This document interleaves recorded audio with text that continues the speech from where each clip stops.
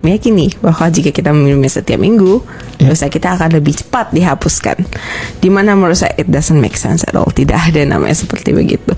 Roti itu hanya roti, anggur itu hanya anggur. Jika kita bahkan menurut saya ya, ini saya tidak tahu apakah bertentangan dengan Alkitab atau tidak, tapi menurut saya itu cukup berhala. Berhala. Oke, dan kamu butuh religion, kamu butuh agama, dan agama Islam itu untuk membawa jalan kamu ke arah yang lebih baik. Jadi sometimes saya mau menanggapi narasi mbaknya yang ngomong bahwa alasan beliau berpindah dari keyakinan sebelumnya kepada keyakinan sekarang itu adalah agar beliau bisa lebih terkontrol dengan aturan-aturan yang ada. Jadi beliau membutuhkan religion atau agama yang bisa mengontrol dia dengan aturan-aturan tertentu karena beliau merasa bahwa dia adalah orang yang sulit dikontrol dan lain sebagainya. Dan bagi saya itu sah-sah saja ya, karena itu pendapat beliau dan beliau juga yang menjalani. Kamu pindah dari agama Kristen, kita bilang, ke entah ke ateis, entah kemana, terus kamu pindah ke Muslim. As a Muslim.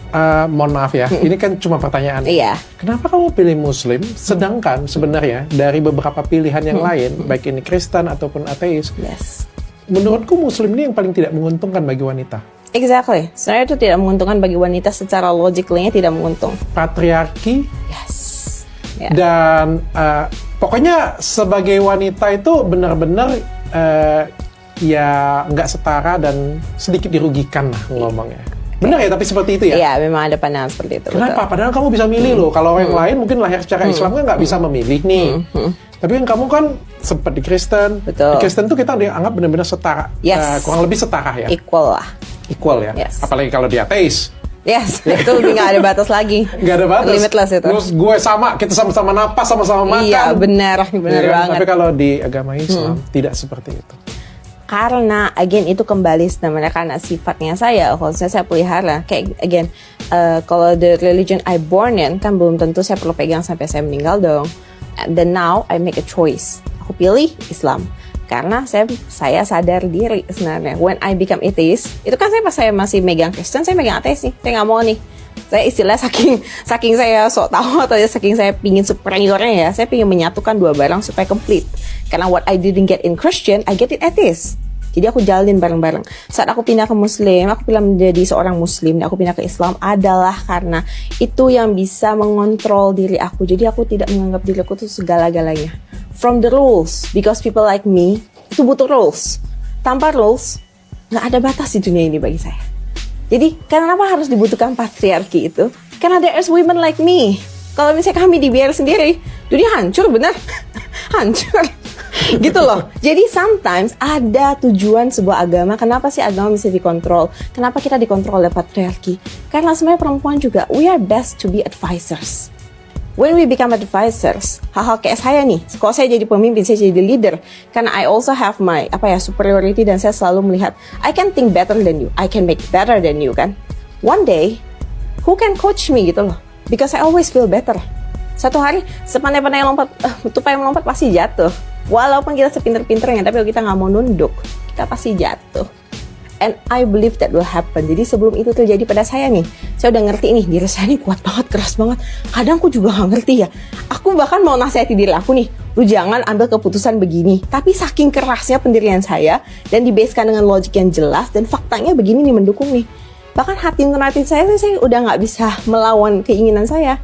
Jadi our heart udah nggak bisa ngelawan keputusannya. Agak aneh pernyataan kamu dengan apa yang terjadi. Karena biasanya orang yang tidak bisa ditahan, orang yang dominan, orang yang meledak-meledak, orang yang logik banget gitu ya, pasti nggak pengen dikontrol. Dan ketika mereka tidak pengen dikontrol, mereka pasti akan pindah ke sebelah nih. Atau ke ateis nih kayak gitu. Karena di sini Anda sangat dikontrol loh. Anda sangat dikontrol. Pemikiran Anda, ya kebetulan Jesslyn di sini pakai hijab kayak gitu Betul sekali. Dan hijabnya saya udah kontrol ya. It's the shape of control. Begitu juga dengan patuh kepada suami, betul menunduk sekali. kepada suami, tidak boleh. Ada banyak, nanti kita bahas satu persatu. Ya, termasuk poligami. Termasuk menikah, mengizinkan suami menikah lagi itu adalah surga. Ini kan menunjukkan bahwa sebenarnya bagi seorang wanita itu ya benar-benar kayak dipagerin ya. Benar ya. Nah, kalau dari saya itu karena memang again, saya tuh sadar dirinya saya bahwa kalau misalnya saya mau superior terus nih, ini kan the choice is kalau misalnya saya tetap mau di seberang, saya tetap mau di Kristen dan ateis. Berarti saya mau mempertahankan posisi saya kan. Sedangkan saya tahu posisi saya ini dangerous untuk myself. Deep inside dalam hati saya tahu saya gini terus. One day I will get destroyed by myself. Yang mana yang kamu takutkan destroy yang apa tuh? Jati diri saya tuh orangnya keras dan very kalau saya mau sesuatu, istilahnya fokusnya saya bisa 100% ya, apapun cara apapun itu, gimana pun caranya saya akan halalkan sampai saya jadi. And I know every single step of it, dan aku tahu seberapa jauh line yang akan I cross. Bukan cuma saya cross, saya ilangin tuh line. Kalau bisa saya ilangin, saya ilangin. Bahkan curang pun gak ada masalah. Gak ada masalah. Because gitu. as long as I have the focus, selama aku punya tujuannya nih, terus aku udah ready set go semuanya, apapun tuh keterobos sampai aku dapat. Oke, dan kamu butuh religion, kamu butuh agama, dan agama Islam itu untuk membawa jalan kamu ke arah yang lebih memagari. Jadi sometimes orang kan gini ya, some people memikirkan, pagar ngapain sih diri kita mesti dikontrol, ngapain sih kita mesti dikekang. Now we have free will, we are human gitu loh, the most powerful being in the earth lah istilahnya ya. Tapi kayak gini, for some people like us, we can destroy ourselves gitu loh.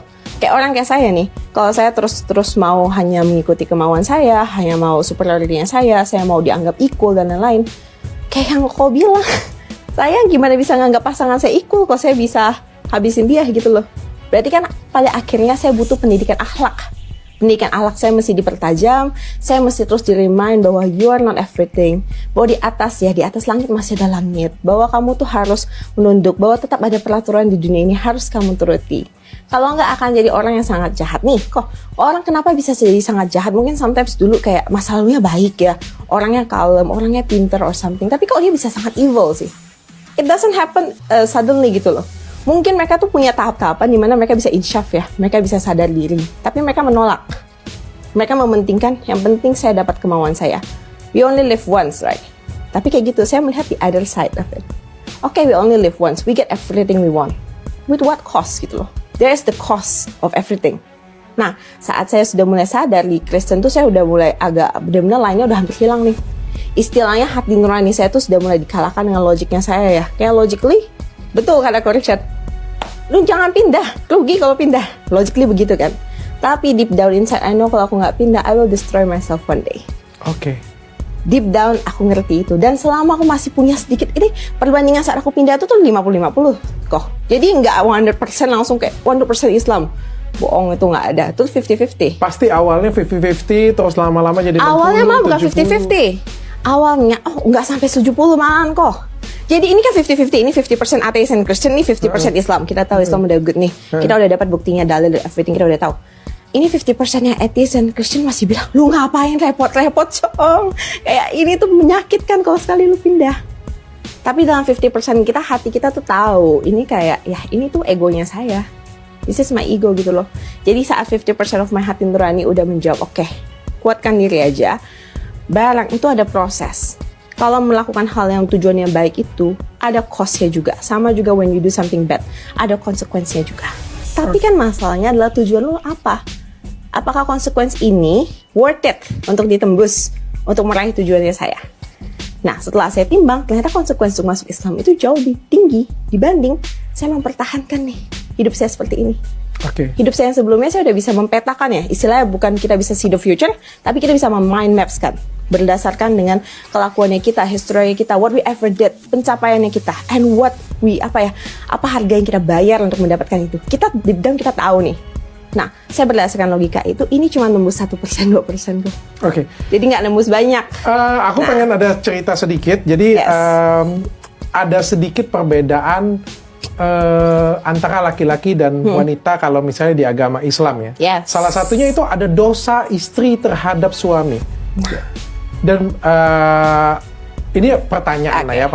Contohnya siap. Kalau misalnya berzina dengan laki-laki lain ya. Kalau laki-laki berzina dengan wanita lain juga sebenarnya dosa juga. Benar. Ya. Salah satu mungkin dosa yang paling aku highlight ini itu termasuk dosa istri loh. Menolak suami yang mengajak berhubungan badan, betul. Iya. Itu dianggap dosa. Iya. Kalau misalnya surganya istri itu ada di suami ya, jadi harus patuh terhadap suami. Betul. Kalau misalnya suami mengajak berhubungan intim, harus mau. Aku nggak tahu dosa nggak ya. Kalau suami menolak hubungan intim dengan istri itu dosa nggak ya? Harusnya saya kalau aku belum belajar soal bagian suaminya ya, tapi kalau aku belajar di bagian istrinya adalah kita dosa di bagian istri jika kita menolak. Okay. Karena again kan dosa istri itu ada yang ditanggung oleh suami jika misalnya suami sudah memperingatnya juga kita. dia. Ya, jadi kalau misalnya suami kita udah tahu, tapi suaminya harus peringatin dulu ya. Jadi jangan sampai yang kayak benar-benar nggak Mau diketahui hubungan? nih. Kalau nggak dosa loh kamu loh. Ini mau hubungan atau transaksi sih sebenarnya? Tapi gimana kalau misalnya si istrinya itu lagi nggak mood, kan kita kan ada nggak mood. Betul. Jadi hal seperti itu tuh lebih kayak begini, kan memang kita sebenarnya tidak boleh menolak, tapi kita bisa memberikan understanding gitu loh. Jadi jangan ditolak mentah-mentah atau something, misalnya istri dalam posisi yang tidak terlalu sehat ya, terlalu fit, itu nggak dosa harusnya untuk kita menolak, tapi juga bisa kita menolak dengan niat. Kalau dengan niat gak mood, ya beresin dulu moodnya. Tapi boleh nolak dong. Ya kan gak harus ditolak 100%, bisa ditunda ataupun Tunda bisa besok. Ya, tunda sama aja besok. tolak gitu namanya. Itu mah namanya. Ada beberapa yang perlu saya highlight dari ucapan itu. Yang pertama, ucapan dan perkataan Anda sama sekali tidak sinkron dengan buah hidup, tingkah laku, dan sikap Anda sendiri. Saling bertentangan dan sangat kontradiksi. Ya, alih-alih menjadi teratur ya, terpagari dengan baik dengan convertnya Anda seperti yang Anda harapkan, malah Anda semakin liar. Di dalam iman Anda sekarang, ada suatu frasa yang sangat terkenal, untukmu agamamu dan untukku agamaku. Yang artinya, oke, biarkan orang beriman dengan apapun pilihan iman mereka. Tapi apa yang Anda lakukan? Anda sibuk pergi podcast sana, podcast sini, bahas-bahas iman Kristen, bahas-bahas Alkitab, manuskrip, bahkan bahas Paulus dan bahas para rasul, seakan-akan membuat kesannya bahwa Anda paling mengerti mengenai iman kekristenan. Padahal Anda sama sekali tidak mengerti apapun tentang iman kekristenan. Buktinya apa? Hal-hal mendasar saja Anda tidak mengerti. Ketika Anda mengatakan Paulus adalah nabi, ketika Anda mengatakan Anda dibaptis berapa kali lah, dan banyak hal sebagainya. Ya. Untuk pertanyaannya mengenai 7 kali baptis, retorika pertanyaan kembali, emang ada batasan untuk baptis berapa kali? Pertama itu perlu dipahami dulu lah ya. Mungkin untuk 7 kali apa 10 kali ya? Kita nggak ada 7 kali. Tapi tidak ada batasan. Saya baru 7 kali. Kalau bisa 10 kali mungkin. Kalau makin lama saya bisa 10 kali. Ya, jadi pertama there is no limit. Tidak ada tertulis kita ada mandi limited atau ada peraturan gereja yang menetapkan harus berapa kali baptis atau bagaimana. Karena pembaptisan itu tuh bisa pengesahan pertama. Ada beberapa unsur untuk bisa kenapa orang bisa sampai ikut pembaptisan. Pertama adalah untuk pengesahan misalnya pindah agama akan dibaptis. Itu alasan pertama. Yang kedua tuh ada untuk pengesahan sebagai jemaat tetap. Misalnya Anda berpindah gereja dari sinode A menjadi sinode B. Nah, Anda mesti baptis jika Anda ingin menjadi jemaat tetap sebagai pengesahan. Nah, habis itu ada dalam kasus di mana Anda ingin naik misalnya pada jabatan lebih tinggi, misalnya kepada menjadi pendeta atau misalnya menjadi pengurus yang jauh lebih tinggi, pendoa syafaat ataupun dalam case saya pemusik. Dibaptis, disahkan supaya kita mengerti teori yang dipelajari dalam gereja kita juga mengakui bahwa kita ada jemaat tetap, kita juga menjunjung loyalitas kita terhadap gereja tersebut, bahwa sah kita dibaptis oleh gereja tersebut. Seperti kependudukan. Nah, kependudukan selama jika Anda di dalam Indonesia, tapi Anda sebenarnya orang dari Amerika, Anda tidak menyatakan, tidak membuat sampai KTP, tidak mendapatkan istilah green card-nya kalau di Amerika ya, kalau di Indonesia kita dapatkan KTP ya, penduduk tetap, Anda tidak sah sebenarnya. Jadi pembaptisan itu ada banyak alasannya dan tidak pernah ada batasan Anda bisa baptis berapa kali. Karena ada ratusan sinode gereja yang berbeda-beda dengan doktrinnya sendiri-sendiri yang juga akan mensupport Anda untuk baptis. Malahan aneh kalau misal Anda berpindah-pindah gereja tapi Anda tidak mau baptis, berarti Anda tidak ada komitmen terhadap gereja tersebut ya. Berarti Anda cuma mau keliling-keliling. Nah, dalam in my case adalah saya pindah, saya menjadi jemaat sah dan saya mau dibaptis. Dan dibaptis sebenarnya adalah hal yang baik ya. Karena itu ada penguatan iman sebelum pembaptisan itu ada pelajaran prabaptis. Prabaptis itu kita ada bimbingan prabaptis seperti apa. Dan sebenarnya sebagai orang Kristen harusnya kalian lebih mempelajari ya hal-hal seperti begini karena it's quite crucial juga. Dimana misalnya Anda juga merasa tahap hidup Anda perlu bertobat atau keimanan Anda sudah rendah, Anda ingin melakukan pembaptisan ulang, silakan saja. There is nothing wrong about that. Karena setiap tahun sinode-sinode gereja akan melakukannya. Setiap gereja itu punya masa-masa pembaptisan yang Anda boleh membaptis ulang. Jangankan 7 kali, 30 kali, 1 tahun sekali juga nggak apa-apa sebenarnya. Paulus itu adalah nama baru dari Saulus. Awalnya Paulus itu bernama Saulus. Dia tuh tukang bunuh. Dia yang bunuh ya. Memang dia yang bunuh ribuan. Motivasinya apa dia? Motivasinya memang karena dia kejam. sifat dasarnya memang karena Saul sendiri ada emang orang yang kejam, orang yang merasa dirinya Tuhan, orang yang memang sangat tegar teguh dengan pendiriannya dia, dan dia sangat membenci Kristen. Harus kita tekankan ya, dia adalah pembenci Kristen. Itu kenapa dia membunuh semuanya. Allah. Nah, itu adalah Saulus yang menulis kitab Perjanjian Baru kita. Oke. Nah, kenapa dia bisa menjadi Paulus?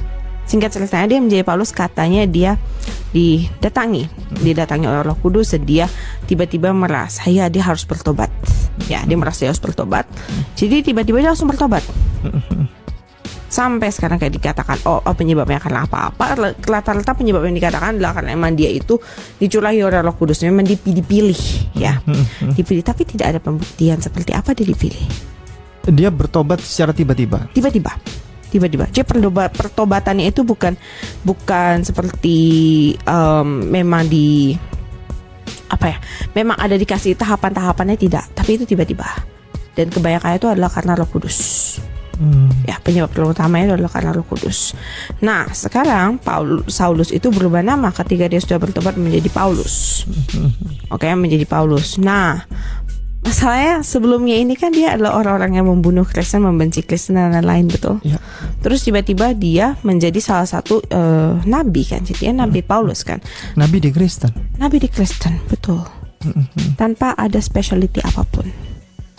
Nabi harusnya untuk memegang nama nabi tersebut kan harusnya ada kriteria, betul? Ya. Karena kalau tidak ada kriteria, udah pengemis aja jadi nabi juga bisa, betul? Betul. Jika tidak, nabi itu lebih tinggi tingkatannya daripada manusia, betul? Karena beda dengan makhluk awam tuh. Termasuk harus ada nubuat. Nah, betul, harus ada nubuat nabi. Jadi harus ada persyaratan yang dipenuhi dulu, baru dia bisa menjadi nabi. Karena levelnya sudah lebih atas, dan dia nanti akan didengarkan oleh masyarakat awam dengan jumlah yang cukup banyak. Jadi berbahaya jika dia itu tiba-tiba dinubuatkan, atau misalnya dia tiba-tiba dikatakan sebagai seorang nabi tanpa melalui apapun, tanpa mempunyai keahlian atau specialty apapun sebagai seorang nabi. Tapi kita akuin dia sebagai nabi, betul? Iya. Kita akuin dia pembunuh kan? Kita tahu dia pembunuh. Kita tahu seberapa besar dia benci Kristen. Yeah. Tapi sekarang kenapa kita percaya kitab-kitab yang dia tulis? Jadi hal-hal yang dia tulis ini, kenapa boleh keluar? Nah, jadi perkataan Anda ketika berkata, saya convert kepada yang sekarang saya lebih tenang. Tidak, Anda semakin liar. Jika Anda berbicara tentang iman kekristenan, yang tidak lain adalah iman Anda sebelumnya, sebelum Anda convert kepada iman yang sekarang, dengan literatur yang sah, dengan data-data yang valid, dengan data-data yang akurat, ya nggak masalah, itu sah-sah saja. Tapi justru Anda sendiri menunjukkan kebingungan Anda. Dan kebingungan itu yang lebih mengherankan lagi, itu berusaha Anda yakinkan kepada audiens dengan mengemasnya dengan berbagai rupa. Ada bahasa Inggris dicampur-campur dengan bahasa Cina dan lain sebagainya, untuk membuat kesan seolah-olah apa yang Anda sampaikan itu benar, padahal sama sekali substansi dan esensinya tidak ada sama sekali. Begitu. Jadi bukannya semakin tertib, bukannya Anda semakin terpagari seperti yang Anda harapkan, justru Anda semakin liar. Dan Anda tidak menghidupi frasa tadi. Untukmu agamamu dan untukku agamaku, itu tidak Anda hidupi. Ya, jadi coba ucapan itu dan tingkah laku itu, buah hidup itu harus sinkron, Mbak. Seperti perkataan Yesus sendiri dalam Matius 7, dari buahnya lah kamu kenal mereka. Tuhan saya pernah bersabda, orang ngomong apapun tetapi kalau tidak ada buahnya, itu tak berguna. Nah, begitu juga kepada Anda. Kamu ngomongin apapun, buahnya itu tidak sama dengan apa yang Anda omongin. Ya, jadi periksa kembali. Ya, apa yang kamu cari? Mau nanya, Jess. Lo kan dari kecil Kristen. Iya. Di Bible kan ada kata-kata Tuhan dan Allah. Tahu nggak bedanya apa? Sebenarnya I don't know. Tuh, bukti ya. Sebenarnya I don't know. Ini bukti ini. Itu kenapa I cannot pray? Nah, Mau pray kemana? Tuhan, Allah, Yesus, apa Kristus? Nih, Kristus siapa lagi itu tuh? Itu siapa lagi tuh maksudnya? Tapi kan kok kita doa kan ucapkan semua kan? ini jujur banget nih. Ini terus terang jujur banget. Karena kalau pendeta ngomong, Perjamuan kudus itu yang diminum apa? Anggur. Itu bagaimana? Itu bertolak belakang dengan ini tadi, Muhammad 10 ayat 9. Itu dia.